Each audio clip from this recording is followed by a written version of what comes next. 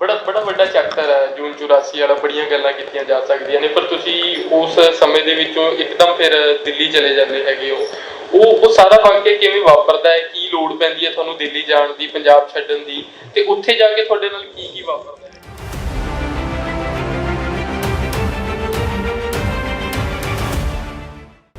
ਜਿੰਨਾ ਚਿਰ ਅਸੀਂ ਉਹ ਕੈਂਚੀ ਗੇਟ ਖੋਲ ਕੇ ਬਾਹਰ ਨਿਕਲੇ, ਉਦੋਂ ਪਹਿਲਾਂ ਪਹਿਲਾਂ ਉਹ ਹੱਡੀਆਂ ਦਾ ਪਿੰਜਰ ਰਹਿ ਗਿਆ, ਬਾਂਸ ਸਾਰਾ ਸੜ ਗਿਆ ਭਾਈ ਸਾਹਿਬ ਹੋਰਾਂ।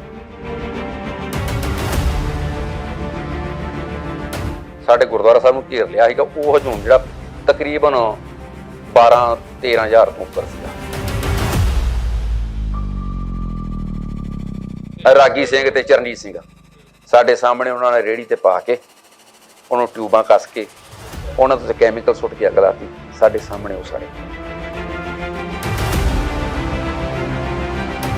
ਉਹ ਸਿਲੰਡਰ ਦੇ ਵਿੱਚ ਮੈਂ ਬਾਜ ਮਾਰ ਕੇ ਉਹਨੂੰ ਢਿੱਲਾ ਕਰਕੇ ਸਿਲੰਡਰ ਨੂੰ ਥੱਲੇ ਜਾ ਕੇ ਨਪੇੜ ਕਰ ਥੱਲੇ ਸੁੱਟਦਾ। ਅੱਛਾ। ਉਹ ਥੱਲੇ ਜਾ ਕੇ ਫਟਿਆ, ਉਹਦੇ ਨਾਲ ਕਾਫੀ ਨੁਕਸਾਨ ਹੋਇਆ। ਟਾਇਰ ਇੰਨੇ ਸੁੱਟ ਕੇ ਧੂੰਆਂ ਇੰਨਾ ਕਰਤਾ ਵੀ ਸਾਨੂੰ ਸੂਰਜ ਨਹੀਂ ਦਿਖਦਾ। ਥੱਲੇੋਂ ਪਾਣੀ ਦਾ ਨਲਕਾ ਵੜ ਦਿੱਤਾ ਗਿਆ ਹੈ ਟੂਟੀ ਜਿਹੜੀ, ਸਾਡੇ ਕੋਲ 1 ਗਲਾਸ ਪਾਣੀ ਦਾ।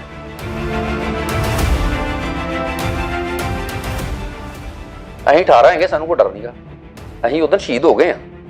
ਆਹ ਜਿਹੜਾ ਜੀਵਨ ਗੁਰੂ ਰਾਮਦਾਸ ਪਾਤਸ਼ਾਹ ਨੇ ਇੱਕ ਗਿਫਟ ਹੀ ਦਿੱਤਾ ਵਾ। ਸਾਡਾ ਜੀਵਨ ਉਦੋਂ ਸਮਾਪਤੀ ਸੀ ਤੇ ਉਦੋਂ ਗੁਰੂ ਦੀ ਇੰਨੀ ਕਿਰਪਾ ਸੀ, ਆਪਣਾ ਕੀਰਤਨ ਸੋਲਾ ਖੁਦ ਪੜਿਆ। ਇੱਕ ਚੀਜ਼ ਮੈਂ ਵੇਖੀ ਆ, ਹਰ ਧਰਮ ਦੇ ਅੰਦਰ ਬਹੁਤ ਚੰਗੇ ਲੋਕ ਵੀ ਆ ਤੇ ਬਹੁਤ ਬੁਰੇ। ਜਾਂ ਥੱਲੇ ਪਹਿਲੇ ਘਰ ਜਿੱਥੇ ਉਪਰੇ ਆ ਉਹਨਾਂ ਸਾਨੂੰ ਰੋਕ ਲਿਆ, ਤੁਸੀਂ 10 ਮਿੰਟ ਕਿਤੇ ਨਹੀਂ ਜਾਣਾ। ਉਹਦਾ ਕਾਰਨ ਕੀ ਸੀ? ਉਹਨਾਂ ਦੇ ਘਰ ਉਹਨਾਂ ਦੇ ਬੱਚੇ ਰਮਾਇਣ ਦਾ ਪਾਠ ਕਰਨ ਡਿਆ।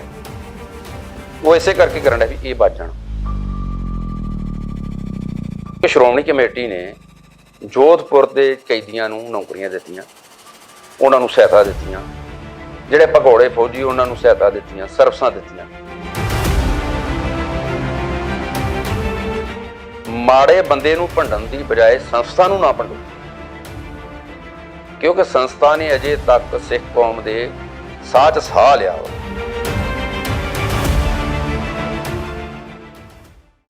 ਬੜਾ ਵੱਡਾ ਚੈਪਟਰ ਹੈ ਜੂਨ 84 ਵਾਲਾ, ਬੜੀਆਂ ਗੱਲਾਂ ਕੀਤੀਆਂ ਜਾ ਸਕਦੀਆਂ ਨੇ, ਪਰ ਤੁਸੀਂ ਉਸ ਸਮੇਂ ਦੇ ਵਿੱਚੋਂ ਇੱਕਦਮ ਫਿਰ ਦਿੱਲੀ ਚਲੇ ਜਾਂਦੇ ਹੈਗੇ ਹੋ। ਉਹ ਸਾਰਾ ਵਾਕਿਆ ਕਿਵੇਂ ਵਾਪਰਦਾ ਹੈ? ਕੀ ਲੋੜ ਪੈਂਦੀ ਹੈ ਤੁਹਾਨੂੰ ਦਿੱਲੀ ਜਾਣ ਦੀ, ਪੰਜਾਬ ਛੱਡਣ ਦੀ, ਤੇ ਉੱਥੇ ਜਾ ਕੇ ਤੁਹਾਡੇ ਨਾਲ ਕੀ ਕੀ ਵਾਪਰਦਾ ਹੈਗਾ? ਇੱਥੇ 6 ਜੂਨ ਦੀ ਸ਼ਾਮ ਨੂੰ ਸਾਡੇ ਪਿੰਡ ਨੂੰ ਘੇਰਾ ਪੈ ਗਿਆ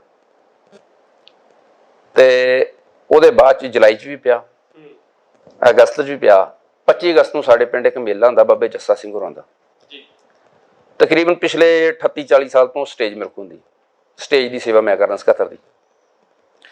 ਤੇ ਉਦੋਂ ਅਸੀਂ ਉਹ ਮਾਹੌਲ ਖਰਾਬ ਕਰਕੇ 2 ਵਜੇ ਸਟੇਜ ਦੀ ਸਮਾਪਤੀ ਕਰਤੀ ਤੇ 3 ਵਜੇ ਫੇਰ ਘੇਰਾ ਪੈ ਗਿਆ।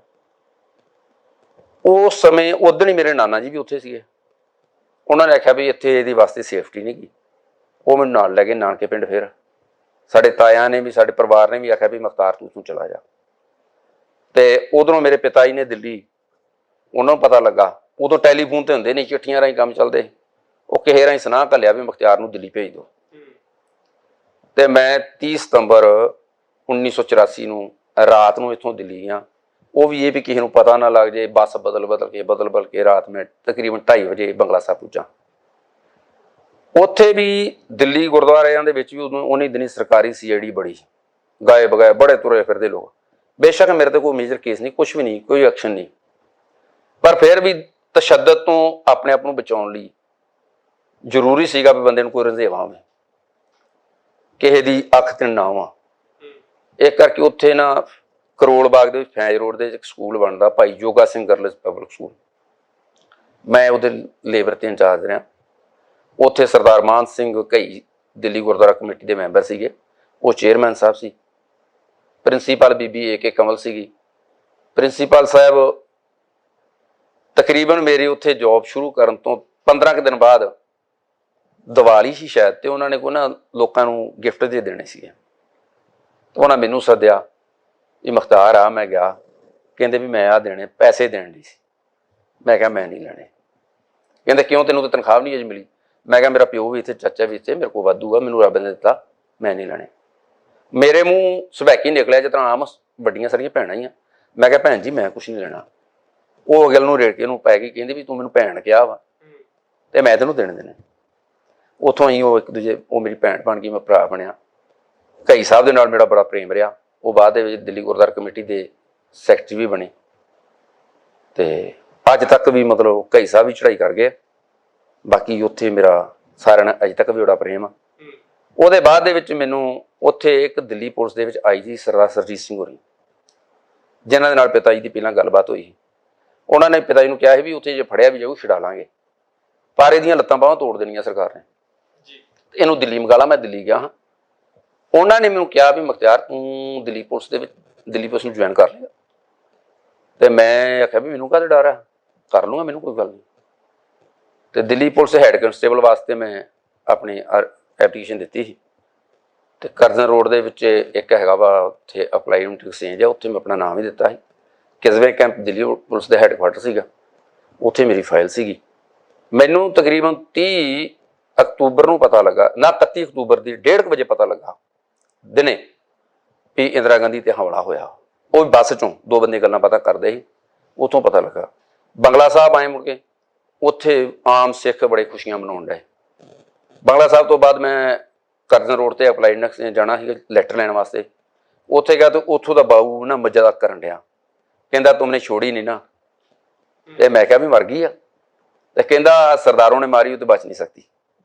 ਉਹ ਬੰਦਾ ਹਿੰਦੂ ਸੀ ਜਾਂ ਸਰਦਾਰ? ਜੋੜੇ ਡਿਊਟੀ ਕਰਨਾ, ਮਜ਼ਾਕੀ ਹਾਲੇ ਜੇ ਬੋਲਣ ਡਿਆ। ਨਹੀਂ ਉਹ ਸੱਜਣ ਹਿੰਦੂ ਸੀਗਾ? ਹਿੰਦੂ ਸੀਗਾ, ਹੈ ਵੀ ਪੰਜਾਬ ਤੋਂ ਬਾਹਰ ਦਾ। ਠੀਕ ਹੈ। ਫਿਰ ਉੱਥੋਂ ਮੈਂ ਆਪਣਾ ਉਹ ਲੈਟਰ ਲੈ ਕੇ ਬੰਗਲਾ ਸਾਹਿਬ ਨਹੀਂ ਆਇਆ, ਫਿਰ ਮੈਂ ਸਿੱਧਾ ਕਰੋਲ ਬਾਗ ਗਿਆ। ਉੱਥੇ ਜਿਹੜੇ ਲੇਬਰ ਸੀ ਨਾ, ਉਹਦੇ ਵਿੱਚ ਬਈਏ ਸੀ ਕਾਫੀ। ਜੋ ਮੈਂ ਗਿਆ ਉਹਨਾਂ ਮੇਰਾ ਵਿਰੋਧ ਵੀ ਕੀਤਾ, क्योंकि वो कई साहब ने ना एक मजाक जहा बनाया है कि ये सन जरनैल सिंह के साथ रहा है, छोटी बिंडरी वाला है, जो काम नहीं करता उसको मार देगा, जे काम चोर को बर्दाश्त नहीं करते। वो सारा स्टाफ जोड़ा है भईए ਜਿਹੜੇ ਮੈਨੂੰ ਛੋਟੀ ਬਿੰਡਰੀ ਵਾਲਾ ਕਹਿੰਦੇ ਸੀ। ਅੱਛਾ, ਉਹਨਾਂ ਨੇ ਮੇਰਾ ਵਿਰੋਧ ਕੀਤਾ। ਉਤੋਂ ਇੱਟੇ ਵਟੇ ਮਾਰੇ, ਜਿਹਦੇ ਨਾਲ ਜਿਹੜੀ ਉਹ ਸਕੂਲ ਵੱਲੋਂ ਕਾਰ ਉੱਥੇ ਖਲੋਤੀ ਸੀ ਉਹ ਟੁੱਟ ਗਈ। ਫਿਰ ਮੈਂ ਉੱਥੋਂ ਸ਼ਾਮ ਨੂੰ ਰੇਲਵੇ ਕਲੋਨੀ ਆ ਕਿਸ਼ਨਗੰਜ ਚਾਚਾ ਜੀ ਦਾ ਸਾਂਢੂ ਉੱਥੇ ਲੱਗਾ ਸੀ। ਚਾਚਾ ਜੀ ਮੇਰੇ ਦਿੱਲੀ ਗੁਰਦੁਆਰਾ ਕਮੇਟੀ 'ਚ ਕਲਰਕ ਸੀ, ਉਹਨੇ ਦੀ ਬਾਅਦ 'ਚ ਮੈਨੇਜਰ ਰਿਟਾਇਰ ਹੋਏ। ਤੇ ਉਹ ਸਾਂਢੂ ਨੇ ਉੱਥੇ ਕੁਆਟਰ ਲੈ ਕੇ ਦਿੱਤਾ, ਮੈਂ ਉਹਨਾਂ ਕੋਲ ਚਲ ਗਿਆ।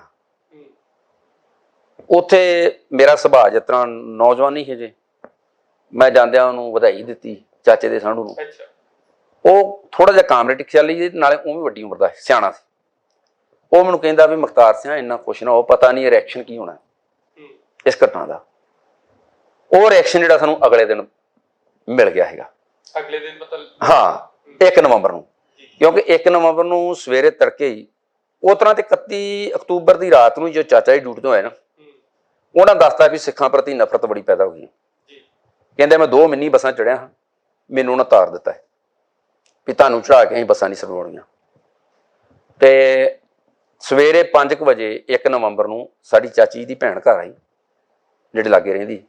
ਉਹਨੇ ਆ ਕੇ ਦੱਸਿਆ ਵੀ ਆਜ਼ਾਦਪੁਰ ਮੰਡੀ ਦੇ ਵਿੱਚ ਟਰੱਕਾਂ ਨੂੰ ਸਿੱਖਾਂ ਦਿਆਂ ਨੂੰ ਹਜੂਮ ਪਿਆ ਵਾ ਤੇ ਇਹਨਾਂ ਗਾੜੀਆਂ ਮੁਕਾਬਲਾ ਕੀਤਾ, ਗੋਲੀਆਂ ਚਲਾਈਆਂ, ਕੁਛ ਹਜੂਮ ਦੇ ਬੰਦੇ ਮਰ ਗਏ ਆ।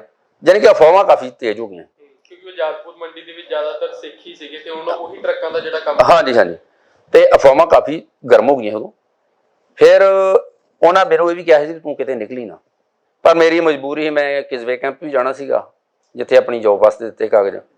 ਦੂਜਾ ਜਿੱਥੇ ਮੈਂ ਡਿਊਟੀ ਕਰਦਾ ਹਾਂ। ਤੁਸੀਂ ਉਹਨਾਂ ਦੇ ਹਾਲਾਤਾਂ ਨੂੰ ਦੇਖਿਆ ਨਹੀਂ, ਮੌਕੇ ਦੇ ਹਾਲਾਤਾਂ ਨੂੰ ਵੀ ਕਿੰਨੇ ਕੁ ਜ਼ਿਆਦਾ ਭਿਆਨਕ ਬਣੇ ਹੋਏ ਨੇ, ਉਸ ਦੇ ਬਾਵਜੂਦ ਤੁਸੀਂ ਉੱਥੇ ਜਾ? ਮੇਰੇ ਮਨ ਦੇ ਵਿੱਚ ਇੱਕ ਨਾ ਥੋੜੀ ਜਿਹੀ ਚੜ੍ਹਦੀ ਕਲਾ ਵਾਲਾ ਜ਼ਿਆਦਾ ਸੋਚ ਸੀਗੀ। ਮੈਂ ਕਹਿੰਦਾ ਵੀ ਅਸੀਂ ਜਿੱਥੇ 3 ਵੀ ਖਲੋ ਜਾਈਏ ਹਨੇਰੀ ਲਿਆ ਦਿੰਦੇ। ਦਿੱਲੀ ਦੇ ਵਿੱਚ ਉਹਨੇ ਦਿਨੀ ਤਕਰੀਬਨ 13-14 ਲੱਖ ਸਿੱਖ ਸੀਗੇ। ਅੱਛਾ, ਤੇ ਮੈਂ ਕਹਿੰਦਾ ਸਾਨੂੰ ਕਾਹਦਾ ਖਤਰਾ ਹੈ, ਆਈ ਤੇ ਆ ਜਾਈਏ ਤੇ ਦਿੱਲੀ ਪੁੱਠੀ ਕਰ ਦਾਂਗੇ। ਮੇਰੀ ਸੋਚ ਉਹ ਸੀਗੀ। ਤੇ ਮੈਂ ਉਹਦੇ ਮੈਨੂੰ ਕਹਿਣ ਦੇ ਬਾਵਜੂਦ ਵੀ ਮੈਂ ਉੱਥੋਂ 8 ਵਜੇ ਘਰੋਂ ਨਿਕਲਿਆ।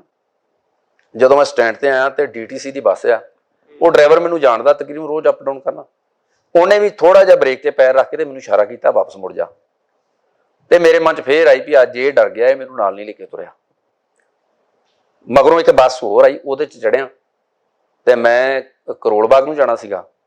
ਤੇ ਬੱਸ ਜਦੋਂ ਆਜ਼ਾਦ ਮਾਰਕੀਟ ਦੇ ਵਿੱਚ ਆਈ ਆ, ਗੁਰਦੁਆਰਾ ਪੁਲ ਬਖਸ਼ ਉੱਥੇ ਉਹਦੇ ਬਿਲਕੁਲ ਸਾਹਮਣੇ ਆ ਗਈ। ਉੱਥੇ ਪੁਲਿਸ ਨੇ ਬੱਸ ਡੱਕ ਲਈ। ਆਮ ਹੀ ਰੋਜ਼ ਆਉਂਦੀ ਜਾਈਦਾ ਸੀ ਤੇ ਕਦੀ ਸੋਚਦੇ ਹਾਂ ਵੀ ਯਾਰ ਇਹ ਗੁਰਦੁਆਰਾ ਸਾਹਿਬ ਮੱਥਾ ਟੇਕਣਾ, ਕਦੀ ਸਬੱਬ ਨਹੀਂ ਬਣਦਾ, ਉਹ ਤਾਂ ਪਰਮੇਸ਼ਰ ਨੇ ਸਬੱਬ ਵੇਖੋ ਬਣਾਇਆ।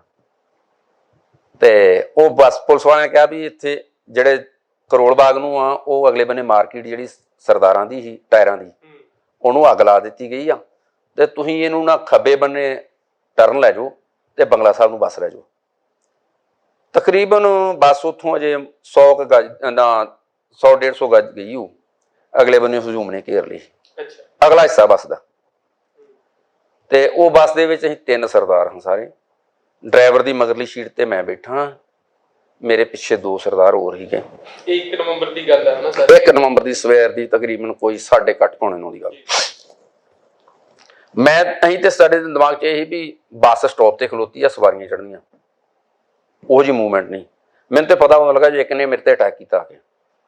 ਮੈਂ ਉਹਨੂੰ ਪੁੱਛਿਆ ਇਹ ਕੀ, ਉਹਨੇ ਇੱਕ ਹੋਰ ਮਾਰਤਾ ਘਸੋਨਾ ਇੱਧਰਲੀ ਸਾਈਡ ਤੇ ਮੇਰੇ ਹੱਥ ਨੂੰ ਕੜਾ ਬੜਾ ਮੋਟਾ ਸੀ, ਉਹਨੇ ਤਿੱਖਾ ਸੀਗਾ।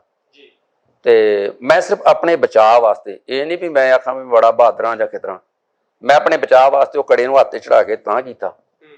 ਉਹ ਕਿਤੇ ਜਿਹੜਾ ਕੜਾ ਸੀ ਨਾ ਉਹ ਨੱਕ ਦੇ ਟੱਚ ਕਰ ਗਿਆ, ਉਹਦੀਆਂ ਤਤੀਰੀਆਂ ਛੁੱਟ ਪਈਆਂ, ਤੇ ਜਿਹੜੇ ਉਹਦੇ ਨਾਲ ਦੇ ਸੀ ਨਾ 5-7 ਬੰਦੇ ਉਹਨੂੰ ਸਾਂਭਣ ਡੈ ਪਏ। ਬੱਸ ਉਹਨਾਂ ਅਗਲੇ ਬੰਨੇ ਘੇਰੀ ਸੀ, ਪਿਛਲੇ ਬੰਨੇ ਸੇਫ ਸੀ।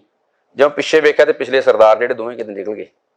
ਮੈਂ ਵੀ ਪਿਛਲੀ ਵਾਰੀ ਨਿਕਲਿਆ, ਥੱਲੇ ਉਤਰ ਕੇ ਤੇ ਲਾਗੇ ਚੌਂਕ ਦੇ ਵਿੱਚ ਪੁਲਿਸ ਖਲੋਤੀ, ਤੇ ਮੇਰੇ ਪੁਲਿਸ ਨਾਲ ਸਵਾਲ ਜਵਾਬ ਹੋਏ। ਮੈਂ ਕਿਹਾ ਵੀ ਇਹ ਕਿਆ ਹੋ ਰਿਹਾ ਹੈ? ਤੇ ਉਹਨਾਂ ਦਾ ਜਵਾਬ ਸੀਗਾ ਵੀ ਇਨਕੀ ਮਾਂ ਮਰੀ ਹੈ, ਇਨਕੀ ਭਾਵਨਾएं ਭੜਕੀ ਹੈ। ਤੇ ਮੈਂ ਫਿਰ ਹੁਣ ਪੁਲਿਸ ਵਾਲਿਆਂ ਨੂੰ ਕਿਹਾ ਵੀ ਮੈਂ ਯਾਰ ਹੈਰਾਨ ਆ ਵੀ ਜਦੋਂ ਪੰਜਾਬ ਦੇ ਵਿੱਚ ਹੋਇਆ ਉਦੋਂ ਕਿਸੇ ਦੀ ਭਾਵਨਾ ਨਹੀਂ ਵੇਖੀ ਗਈ। तो वो कहते भी आप बैसन का टाइम नहीं है, अब तो आपकी सेफ्टी गुरुद्वारा में है। तो लागे गुरुद्वारा पुलबंग साहब सीगा, मैं फिर उत्थे सेफ्टी वास्ते अंदर चला गया तकरीबन 8:45 ਵਜੇ। ਉੱਥੇ ਸਿੱਖ ਹੈਗੇ ਸੀ, ਸੰਗਤ ਹੈਗੀ ਸੀ ਉਸ ਵੇਲੇ? ਉੱਥੇ ਤਕਰੀਬਨ 30-31 ਪ੍ਰਾਣੀ ਸੀਗੇ, ਜਿਨ੍ਹਾਂ ਵਿੱਚੋਂ 21 ਨੌਜਵਾਨ ਸੀਗੇ ਆਮ ਉਮਰ ਦੇ, 4 ਬੱਚੇ ਸੀਗੇ, 6 ਬੀਬੀਆਂ ਸੀਗੀਆਂ। ਉਹਨਾਂ ਚੋਂ ਬਹੁਤੇ ਉਹ ਗੁਰਦੁਆਰੇ ਦੇ ਨਾਲ ਸੰਬੰਧਿਤ ਸਟਾਫ ਸੀਗਾ, ਲੋਕਲ ਗੁਰਦੁਆਰਾ ਸੀਗਾ, ਸ਼੍ਰੋਮਣੀ ਕਮੇਟੀ ਦਿੱਲੀ ਕਮੇਟੀ ਦੇ ਨਾਲ ਉਹਦਾ ਰਿਲੇਸ਼ਨ ਨਹੀਂ ਕੋਈ। ਫਿਰ ਤੁਸੀਂ ਉੱਥੇ ਹੀ ਰਹੇ 2-3 ਦਿਨ ਜਦ ਤੱਕ ਰਿਲੀਫ ਨਹੀਂ ਹੋਏ? ਜਦੋਂ ਮੈਂ ਉੱਥੇ ਅੰਦਰ ਗਿਆ ਵਾਂ ਤੇ ਸਾਡੇ ਤੋਂ ਇੱਕ ਦੂਜੇ ਤੋਂ ਪੁੱਛਗਿੱਛ ਕਰਨ ਦੇ ਸੀ ਸਾਰੇ ਜਣੇ ਵੀ ਤੂੰ ਕਿੱਥੋਂ ਆਇਆ, ਕੌਣ ਆ? ਗੁਰਦੁਆਰੇ ਵਾਲੇ। ਠੀਕ ਹੈ। ਤੇ ਉਹ ਗ੍ਰੰਥੀ ਸਿੰਘ ਨੇ ਮੈਨੂੰ ਪੁੱਛਿਆ, ਭਾਈ ਸੁਰਿੰਦਰ ਸਿੰਘ ਗ੍ਰੰਥੀ ਹੈ, ਉਹ ਬਾਅਦ ਦੇ ਵਿੱਚ ਟਾਈਟਲਰ ਤੇ ਮੁੱਖ ਗਵਾਹ ਵੀ ਬਣੇ ਸੀਗੇ ਜਗਦੀਸ਼ ਟਾਈਟਲਰ ਦੇ। ਤੇ ਸੁਰਿੰਦਰ ਸਿੰਘ ਹੋਰਾਂ ਨੇ ਮੈਨੂੰ ਪੁੱਛਿਆ ਵੀ ਤੂੰ ਕਾਕਾ ਕੌਣ ਆ? ਮੈਂ ਆਪਣਾ ਨਾਂ ਦੱਸਿਆ, ਪਿੰਡ ਦੱਸਿਆ, ਤੇ ਉਹਦੇ ਨਾਲ ਇੱਕ ਬਜ਼ੁਰਗ ਖਲੋਤਾ ਸੀਗਾ ਜਿਹੜਾ ਉਹਦਾ ਮਾਮਾ ਸੀਗਾ ਗ੍ਰੰਥੀ ਦਾ, ਉਹਦਾ ਨਾਂ ਭਾਈ ਠਾਕਰ ਸਿੰਘ। ਉਹ ਦਿੱਲੀ ਗੁਰਦੁਆਰਾ ਕਮੇਟੀ ਦੇ ਇੰਸਪੈਕਟਰ ਸੀਗੇ। ਤੇ ਜਦੋਂ ਮੈਂ ਆਪਣੇ ਬਾਰੇ ਉਹ ਦੱਸਿਆ ਤੇ ਕਹਿੰਦੇ ਇੱਥੇ ਕਿੱਥੇ ਰਹਿੰਦੇ? ਮੈਂ ਕਿਹਾ ਬੰਗਲਾ ਸਾਹਿਬ। ਉਹ ਪਿਤਾ ਜੀ ਨੂੰ ਜਾਣਦਾ ਹੈ, ਉਹ ਕਹਿੰਦੇ ਤੂੰ ਭਾਊ ਦਾ ਮੁੰਡਾ ਜੋਗਾ ਹੁੰਦਾ? ਮੈਂ ਕਿਹਾ ਹਾਂਜੀ। ਤੇ ਉਹ ਮੈਨੂੰ ਕਹਿੰਦਾ ਵੀ ਤੂੰ ਤੇ ਬਾਬੇ ਜਰਨੈਲ ਸਿੰਘ ਵੀ ਤੇਰਾ ਸੰਬੰਧ ਰਿਹਾ ਜੀ। ਤੇ ਉਹਨੇ ਮੈਂ ਸੋਚਿਆ ਮੈਂ ਯਾਰ ਅਸੀਂ ਤੇ ਲੋਕ ਛਿਪ ਕੇ ਇੱਥੇ ਆਏ ਤੇ ਲੋਕਾਂ ਨੂੰ ਪਤਾ। ਤੇ ਫਿਰ ਉਹਨੇ ਮੈਨੂੰ ਇਹ ਗੱਲ ਆਖੀ ਵੀ ਹੋਰ ਕੋਈ ਗੱਲ ਨਹੀਂ ਗੀ, ਹੁਣ ਤੇ ਇੱਥੇ ਤੁਹਾਡੀ ਲੋੜ ਆ, ਹੁਣ ਗਾਂ ਲੜਨਾ ਕਿਸ ਤਰ੍ਹਾਂ, ਆਪਾਂ ਮਰਨਾ ਕਿਸ ਤਰ੍ਹਾਂ, ਇਹ ਸੋਚਣਾ। ਫਿਰ ਉੱਥੇ ਤਕਰੀਬਨ ਜਦੋਂ ਉਹਨਾਂ ਨੂੰ ਪੁੱਛਿਆ ਵੀ ਹੁਣ ਕੀ ਕਰਾਂਗੇ, ਮੈਂ ਕਿਹਾ ਕੁਛ ਨਹੀਂ ਹੁੰਦਾ, ਹੈ ਆਪਾਂ ਨੂੰ ਕੋਈ ਖਤਰਾ ਹੀ ਨਹੀਂਗਾ। ਤਕਰੀਬਨ ਕੋਈ 9:15 ਵਜੇ 2 ਟਰੱਕ ਆਏ ਆ ਕਿਸ਼ਨਗੰਜ ਵਾਲੇ ਸਾਈਡ ਤੋਂ, ਰੇਲਵੇ ਪੁਲ ਵਾਲੇ ਬੰਨੇ। ਤੇ ਉਹਨਾਂ ਆ ਕੇ ਗੁਰਦੁਆਰਾ ਸਾਹਿਬ ਦੇ ਲਾਗੇ ਟਰੱਕ ਡੱਕਤੇ ਤੇ ਲੋਹੇ ਦੀਆਂ ਨਿੱਕੀਆਂ ਪੌੜੀਆਂ ਲਾ ਕੇ ਤੇ ਉਤਰਨ ਡੈ ਪਏ ਤੇ ਨਾਰੇ ਲਾਉਣ ਡਿਆ, ਜਦ ਤੱਕ ਸੂਰਜ ਚਾਂਦ ਰਹੇਗਾ ਮਾਂ ਇੰਦਰਾ ਤੇਰਾ ਨਾਮ ਰਹੇਗਾ, ਖੂਨ ਕਾ ਬਦਲਾ ਖੂਨ ਲੈਂਗੇ। ਉਹ ਮੈਨੂੰ ਗੁਰਦੁਆਰੇ ਵਾਲੇ ਸਾਲੇ ਆਂਦੇ ਵੀ ਹੋਣਾ, ਤੇ ਮੈਨੂੰ ਇਹ ਸੀਗਾ ਵੀ ਜਿਹੜੇ ਬੰਦੇ ਪੌੜੀਆਂ ਲਾ ਕੇ ਉਤਰਨ ਡਏ, ਛਾਲ ਮਾਰ ਕੇ ਡਾਲੇ ਤੋਂ ਉਤਰ ਨਹੀਂ ਸਕੇ, ਉਹ ਸਾਡਾ ਕੀ ਵਿਗਾੜਨਗੇ। ਮੈਂ ਕਿਹਾ ਨਾ ਉਤਰ ਲੈਣ ਦੇ। ਜਦੋਂ ਤਕਰੀਬਨ 15 ਕੁ ਬੰਦੇ ਵੀ ਉਤਰੇ ਤੇ ਅਸੀਂ ਉਹ ਗੇਟ, ਕੈਂਚੀ ਗੇਟ ਸੀਗਾ ਗੁਰਦੁਆਰਾ ਸਾਹਿਬ ਦਾ, ਉਹ ਖੋਲ ਕੇ ਜਕਾਰਾ ਛੱਡਿਆ, ਉਹਨਾਂ ਟਰੱਕ ਭਜਾ ਲਏ। ਕੁਛ ਬੰਦੇ ਉਦੋਂ ਡਿੱਗ ਪਏ, ਉਹਨਾਂ ਦੀ ਨਾਸਾਂ ਮੂਸਾਂ ਉੱਥੇ ਭੱਜ ਗਈਆਂ। ਕੁਛ ਬੰਦੇ ਜਦੋਂ ਅਸੀਂ ਫਿਰ ਉਹਨਾਂ ਨੂੰ ਡਰਾਉਣ ਵਾਸਤੇ ਕਿਰਪਾਨਾਂ ਲੈ ਕੇ ਮਗਰ ਭੱਜੇ ਆ, ਉਹ ਸਾਡੇ ਫਿਰ ਗੁੱਸੇ ਦਾ ਸ਼ਿਕਾਰ ਵੀ ਬਣ ਗਏ ਤੇ ਉਹ ਹਜੂਮ ਚਲਾ ਗਿਆ। ਫਿਰ ਤਕਰੀਬਨ 11:15 ਵਜੇ ਫਿਰ ਹਜੂਮ ਆਇਆ ਦੁਬਾਰਾ ਆਇਆ ਉਧਰਲੀ ਸਾਈਡ ਤੋਂ ਹੀ ਆ, ਤੇ ਉਹਦੀ ਗਿਣਤੀ ਤਕਰੀਬਨ 6000-7000 ਦੇ ਕਰੀਬ ਸੀ। ਪਹਿਲਾਂ 2 ਟਰੱਕ ਸੀ, ਉਹਦੇ ਪਤਾ ਨਹੀਂ 200 ਬੰਦਾ ਵਸਾ ਹੋਵੇ, ਤੇ ਮੁੜ ਕੇ ਉਹ ਤਕਰੀਬਨ 6-7000 ਦੇ ਕਰੀਬ। ਅਸਲ 'ਚ ਉਹ ਗੁਰਦੁਆਰਾ ਸਾਹਿਬ ਦੀ ਜਿਹੜੀ ਬਾਉਂਡਰੀ ਇਸ ਤਰ੍ਹਾਂ ਦੀ, ਸਾਹਮਣੇ ਮੇਨ ਸੜਕ ਆ, ਉਹਦੇ ਪਿੱਛੇ ਇੱਕ ਗਲੀ ਸੀਗੀ, ਉਹ ਗਲੀ ਦੇ ਵਿੱਚੋਂ ਪਿੱਛੇ ਹੋਰ ਕਿਸੇ ਬੰਨੇ ਰਾਹ ਨਹੀਂ ਲੱਗਦਾ, ਸਿਰਫ ਗੁਰਦੁਆਰੇ ਸਾਹਿਬ ਦੇ ਦੁਆਲੇ ਦੁਆਲੇ ਹੋ ਕੇ ਫਿਰ ਮੇਨ ਤੇ ਆ ਜਾਂਦੀ। ਤੇ ਜਦੋਂ ਉਹ ਹਜੂਮ ਉਹ ਗਲੀ 'ਚ ਵੜ ਗਿਆ, ਕੁਛ ਸਾਹਮਣੇ ਤੇ ਡਰਦੇ ਆਉਂਦੇ ਨਹੀਂ, ਕੁਛ ਬੰਦੇ ਸਾਹਮਣੇ ਆਏ ਤੇ ਅਸੀਂ ਵੇਖ ਕੇ ਜਕਾਰਾ ਛੱਡਿਆ, ਉਹਨੂੰ ਖੋਲਿਆ ਗੇਟ ਨੂੰ, ਸ਼੍ਰੀ ਸਾਹਿਬਾਂ ਲੈ ਕੇ ਨਿਕਲੇ ਤੇ ਅੱਗੇ ਲੈ ਕੇ ਉਹ ਭੱਜੇ। ਉਦੋਂ ਵੀ ਕੁਛ ਬੰਦੇ ਜਿਹੜੇ ਸਾਡੇ ਨੌਜਵਾਨਾਂ ਦਾ ਗੁੱਸੇ ਦਾ ਸ਼ਿਕਾਰ ਬਣੇ, ਉਹ ਫੇਰ ਚੜ੍ਹ ਗਏ ਤੇ ਉਹ ਹਜੂਮ ਜਿਹੜਾ ਚਲਾ ਗਿਆ।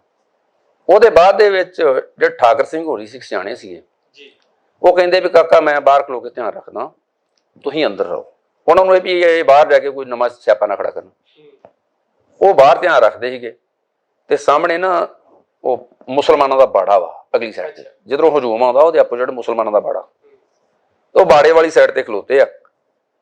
ਤੇ ਉਹ ਲੁਕਵੇਂ ਤਰੀਕੇ ਨਾਲ ਕੋਈ ਦੋ ਬੰਦੇ ਪਿੱਛੋਂ ਦੀ ਆਏ ਗਲੀ ਥਾਣੀ ਹਜੂਮ ਚੋਂ ਹੀ, ਉਹਨਾਂ ਨੇ ਭਾਈ ਸਾਹਿਬ ਦੇ ਸਿਰ ਤੇ ਇੱਕ ਵਾਰ ਕੀਤਾ ਭਾਲੇ ਜਿਹਦਾ ਡੰਡੇ ਦਾ, ਉਹ ਡਿੱਗ ਪਿਆ। ਉਹਨਾਂ ਦੇ ਕੋਲ ਇਹੋ ਜਿਹਾ ਕੈਮੀਕਲ ਇਹੋ ਜਿਹਾ ਸੀਗਾ, ਉੱਤੇ ਧੂੜ ਦਿੱਤਾ, ਉਹਨਾਂ ਨੂੰ ਅੱਗ ਲਾਤੀ। ਜਿੰਨਾ ਚਿਰ ਅਸੀਂ ਉਹ ਕੈਂਚੀ ਗੇਟ ਖੋਲ ਕੇ ਬਾਹਰ ਨਿਕਲੇ ਨਾ, ਉਦੋਂ ਪਹਿਲਾਂ ਉਹ ਹੱਡੀਆਂ ਦਾ ਪਿੰਜਰ ਰਹਿ ਗਿਆ, ਬਾਂਸ ਸਾਰਾ ਸੜ ਗਿਆ ਭਾਈ ਸਾਹਿਬ ਉਹਨਾਂ ਦਾ। ਫਿਰ 1:30 ਵਜੇ ਫਿਰ ਉਹਨਾਂ ਨੇ ਦੁਬਾਰਾ ਹਮਲਾ ਹੋਇਆ। ਇਸੇ ਸਮੇਂ ਦੇ ਦੌਰਾਨ ਹੀ ਇੱਕ ਉੱਥੇ ਰਾਗੀ ਸੀ ਸਰਦਾਰ ਬਾਦਲ ਸਿੰਘ, ਰੋਜ਼ ਉਸੇ ਕੀਰਤਨ ਕਰਦੇ ਸੀ ਭਾਈ ਸਾਹਿਬ, ਤੇ ਉਹ ਬਾਜ਼ਾਰ 'ਚ ਜਾਣੋਂ ਨਹੀਂ ਹਟਦੇ। ਅਸੀਂ ਬਥੇਰਾ ਉਹਨੂੰ ਸਮਝਾਇਆ ਵੀ ਮਾਹੌਲ ਖਰਾਬ ਆ, ਤੁਸੀਂ ਨਾ ਉੱਧਰ ਜਾਓ ਮਾਰਕੀਟ ਵਾਲੀ ਸਾਈਡ ਤੇ।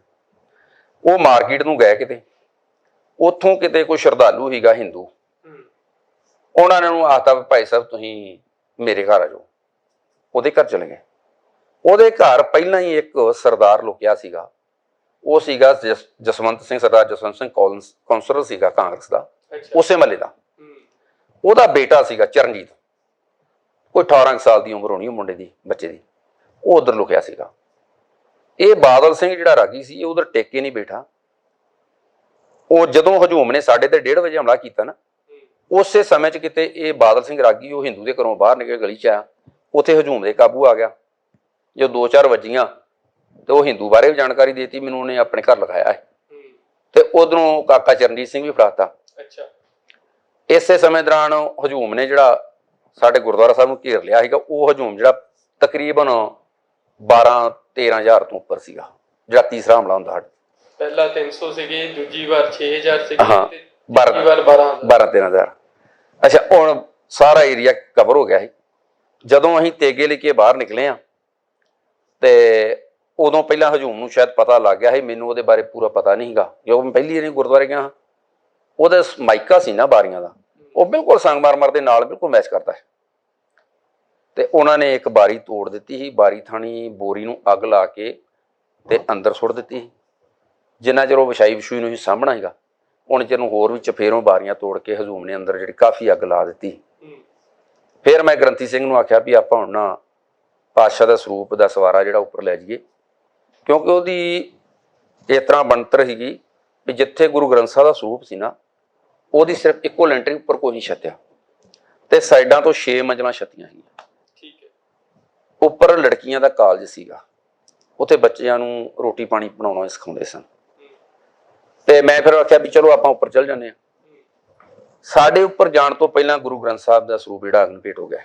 ਅੱਛਾ, ਤੁਹਾਡੇ ਉੱਥੇ ਤੁਸੀਂ ਲਾ ਰਹੇ ਹੋ ਜਿਹੜਾ ਹਜੂਮ ਆਉਂਦਾ, ਪਰ ਤੁਹਾਡੇ ਨਾਲ ਬੀਬੀਆਂ ਤੇ ਬੱਚੇ ਵੀ ਤਾਂ ਸੀਗੇ? ਬੀਬੀਆਂ ਤੇ ਬੱਚੇ ਹੀ ਉੱਪਰ ਭੇਜਦੇ ਪਹਿਲਾਂ। ਹਾਂ, ਉੱਪਰ ਪਹਿਲਾਂ ਹੀ, ਉਹ ਪਹਿਲਾਂ ਉੱਪਰ ਹੀ। ਉਹ ਕਾਰਨ ਇਹ ਸੀ ਵੀ ਅਸੀਂ ਉੱਤੇ ਇੱਟੇ ਤੋੜ ਕੇ ਨਾ ਤੇ ਢੇਰ ਲਾਇਆ ਸੀ ਸਭ ਤੋਂ ਉੱਤੇ। ਤੇ ਅਸੀਂ ਆਖਿਆ ਵੀ ਜਦੋਂ ਥੱਲੇ ਮੂਵਮੈਂਟ ਉਸ ਤਰ੍ਹਾਂ ਦੀ ਹੋਊਗੀ ਤੇ ਤੁਸੀਂ ਉੱਤੋਂ ਇੱਟਾਂ ਦੀ ਵਿਛਾੜ ਕਰਨੀ। ਉਹ ਉੱਪਰ ਤਾਂ ਸੀ ਪਹਿਲਾਂ ਹੀ, ਅਸੀਂ ਨੌਜਵਾਨ ਹੀ ਥੱਲੇ ਸਾਂ। ਫਿਰ ਜਦੋਂ ਅਸੀਂ ਉੱਪਰ ਗਏ ਹਾਂ, ਉੱਪਰ ਜਾਂਦਿਆਂ ਪੌੜੀਆਂ ਦੇ ਵਿੱਚ ਅੱਗ ਉੱਗ ਲੱਗ ਗਈ, ਮੇਰੇ ਪਜਾਮੇ ਨੂੰ ਵੀ ਅੱਗ ਲੱਗ ਗਈ, ਪੱਗ ਨੂੰ ਵੀ ਤਕਰੀਬਨ ਅੱਧ ਪਚਾ ਸੜ ਗਈ। ਉਦੋਂ ਮੈਂ ਪਹਿਲੇ ਦਿਨ ਹੀ ਦਸਤਾਰ ਦੇ ਥੱਲਿਓਂ ਦੀ ਕੇਸਰੀ ਦਸਤਾਰਾ ਸਜਾ ਕੇ ਗਿਆ ਹਾਂ ਪਰਨਾ, ਨਹੀਂ ਤੇ ਮੈਂ ਆਮ ਹੀ 50 ਬਣ ਕੇ ਪੱਗ ਬੰਨ੍ਹ ਜਾਣਾ। ਤੇ ਉਹ ਦਿਨ ਫਿਰ ਉਹ ਜਿਹੜਾ 2-3 ਦਿਨ ਮੇਰੇ ਉੱਥੇ ਪਰਨੇ ਨਾਲ ਟਾਈਮ ਲੰਘ ਗਿਆ ਕਿਉਂਕਿ ਦਸਤਾਰ ਮੇਰੀ ਜਿਹੜੀ ਸੜ ਗਈ। ਫਿਰ ਜਦੋਂ ਅਸੀਂ ਉੱਪਰ ਗਏ ਆ, ਉੱਪਰ 2 ਵਜੇ ਦਾ ਟਾਈਮ ਹੋਣਾ ਜਦੋਂ ਹਜੂਮ ਨੇ ਥੱਲਿਓਂ ਲਾ ਕੀਤੀ ਆ ਵੀ ਸਰਦਾਰੂ ਥੱਲੇ ਦੇਖੋ। ਅਸੀਂ ਥੱਲੇ ਵੇਖਿਆ ਤੇ ਉਹ ਜਿਹੜੇ ਉਧਰੋਂ ਫੜੇ ਸੀ ਨਾ ਹਿੰਦੂ ਦੇ ਘਰੋਂ, ਉਹਨਾਂ ਨੂੰ ਲਿਆ ਕੇ ਉਹਨਾਂ ਨੇ ਰੇਹੜੀ ਤੇ, ਰਾਗੀ ਸਿੰਘ ਤੇ ਚਰਨਜੀਤ ਸਿੰਘ, ਸਾਡੇ ਸਾਹਮਣੇ ਉਹਨਾਂ ਨੇ ਰੇਹੜੀ ਤੇ ਪਾ ਕੇ ਉਹਨੂੰ ਟਿਊਬਾਂ ਕੱਸ ਕੇ ਅੱਛਾ ਉਹਨਾਂ ਤੋਂ ਕੈਮੀਕਲ ਸੁੱਟ ਕੇ ਅੱਗ ਲਾਤੀ, ਸਾਡੇ ਸਾਹਮਣੇ ਉਹ ਸੜ ਗਏ। ਇੰਨਾ ਜ਼ੁਲਮ ਜਿਹੜਾ ਉੱਥੇ ਹੋਇਆ। 1:30-2 ਵਜੇ ਹੀ ਮਤਲਬ ਲਾਗੋਂ ਟਾਇਰ ਇੰਨੇ ਸੁੱਟ ਕੇ ਧੂੰਆਂ ਇੰਨਾ ਕਰਤਾ ਵੀ ਸਾਨੂੰ ਸੂਰਜ ਨਹੀਂ ਦਿਖਦਾ। ਅੱਛਾ ਥੱਲਿਓਂ ਪਾਣੀ ਦਾ ਨਲਕਾ ਵੜ ਦਿੱਤਾ ਗਿਆ ਹੈ, ਟੂਟੀ ਜਿਹੜੀ ਸਾਡੇ ਕੋਲ 1 ਗਲਾਸ ਪਾਣੀ ਦਾ ਹੈ। ਉਸੇ ਸਮੇਂ ਦੌਰਾਨ ਅਸੀਂ ਫੈਸਲਾ ਕੀਤਾ ਹੈ ਵੀ ਜਿਹੜੇ ਬੱਚੇ ਤੇ ਬੀਬੀਆਂ ਇਹਨਾਂ ਨੂੰ ਸੇਫ ਕਰ ਦਿੱਤਾ ਜਾਵੇ।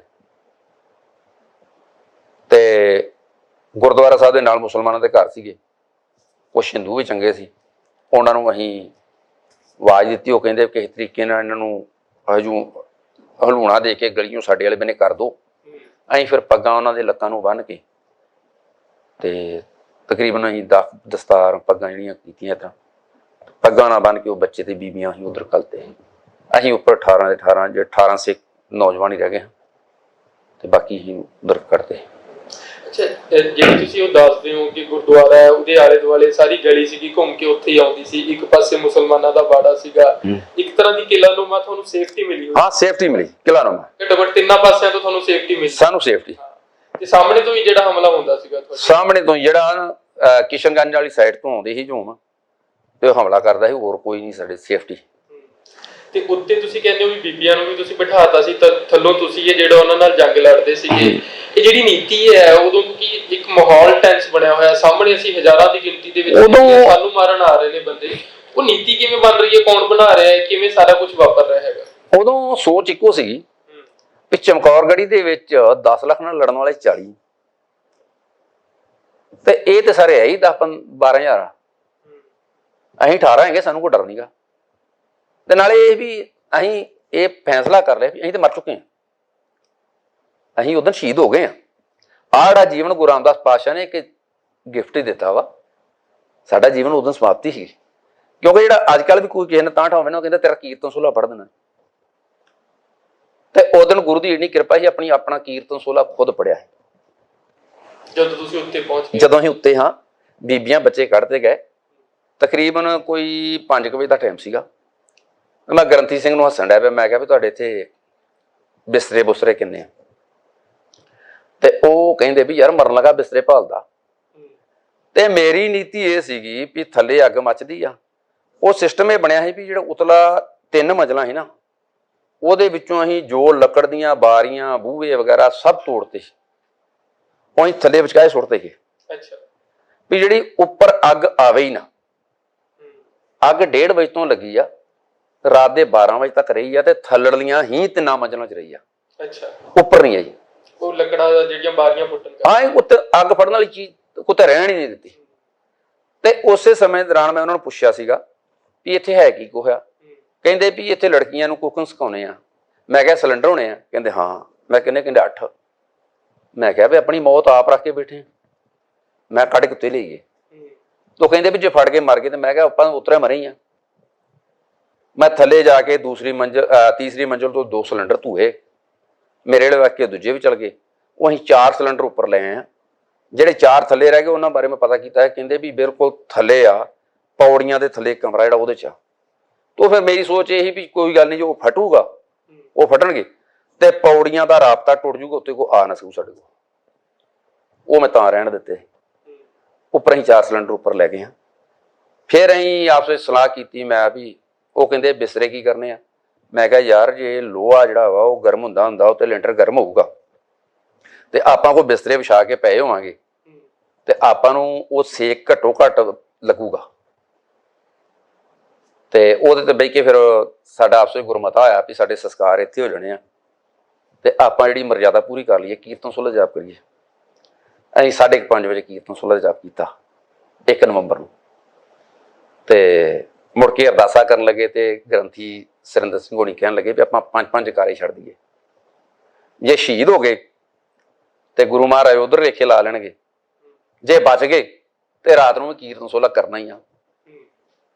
ਅਸੀਂ ਜੋ ਜਕਾਰੇ ਛੱਡੇ, ਤੇ ਥੱਲੇ ਜਿਹੜਾ ਹਜੂਮ ਸੀਗਾ ਉਹਦੇ ਮਨ 'ਚ ਇਹ ਆ ਗਿਆ ਵੀ ਇਹ ਮਰ ਗਏ ਆ। ਉੱਪਰਲੀ ਲਾਈਟ ਬਿਲਕੁਲ ਕੱਟੀ ਸੀ, ਥੱਲੇ ਦੀ ਮੂਵਮੈਂਟ ਸਾਰੀ ਦੀਦੀ ਸੀ, ਤੇ ਮੈਂ ਮੂਧਾ ਪੈ ਕੇ ਨਾ ਥੱਲੇ ਦੀ ਮੂਵਮੈਂਟ ਵੇਖਣਾ। ਜਦੋਂ ਮੈਂ ਮਾਹੌਲ ਵੇਖਿਆ ਥੱਲੇ ਕਾਰਗਰ ਮਾਹੌਲ ਲੱਗਾ ਮੈਨੂੰ, ਮੈਂ ਫਿਰ ਉਹਨਾਂ ਤੋਂ ਇੱਕ ਸਿਲੰਡਰ ਦੀ ਮੰਗ ਕੀਤੀ, ਸਿਲੰਡਰ ਦਿਓ ਰੇ। ਉਹ ਸਿਲੰਡਰ ਦੇ ਵਿੱਚ ਮੈਂ ਬਾਜ਼ ਮਾਰ ਕੇ ਉਹਨੂੰ ਢਿੱਲਾ ਕਰਕੇ ਸਿਲੰਡਰ ਨੂੰ ਥੱਲੇ ਅੱਗ ਨਪੇੜ ਕਰ ਥੱਲੇ ਸੁੱਟਤਾ। ਅੱਛਾ। ਉਹ ਥੱਲੇ ਜਾ ਕੇ ਫਟਿਆ, ਉਹਦੇ ਨਾਲ ਕਾਫੀ ਨੁਕਸਾਨ ਹੋਇਆ। ਫਿਰ ਮੈਂ ਉਹ ਤਕਰੀਬਨ 3 ਸਿਲੰਡਰ ਜਿਹੜੇ ਥੋੜ੍ਹੇ ਥੋੜ੍ਹੇ ਵਗਬੇ ਤੇ ਮੈਂ ਸੁੱਟੇ।